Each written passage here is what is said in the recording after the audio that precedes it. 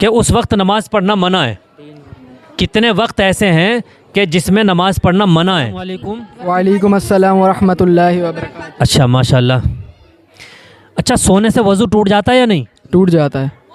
सोने से वज़ू टूट जाता है। अच्छा, वो कौन है जिनके सोने से वज़ू नहीं टूटता? कोई ऐसे भी हैं? नबी। नबी।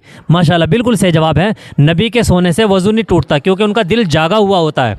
हम लोग सोएंगे तो वज़ू टूट जाएगा, लेकिन नबी सो जाते हैं तब भी उनका वज़ू नहीं टूटता है। अच्छा, कितने वक्त ऐसे हैं कि उस वक्त नमाज़ पढ़ना मना है? कितने वक्त ऐसे हैं कि जिसमें नमाज़ पढ़ना मना है? 3 वक्त। 3 वक्त। कौन कौन से? एक तो 12 बजे, और एक जब सूरज मतलब कि आ रहा होता है ना तो नहीं पढ़ सकते, और जब सूरज ढल रहा होता है तो नहीं अच्छा हाँ, आप बताएं।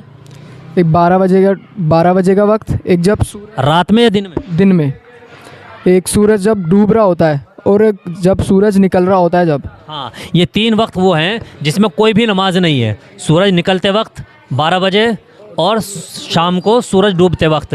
ये 3 वक्त ऐसे हैं। अच्छा माशाल्लाह, बिल्कुल सही जवाब दिया आपने।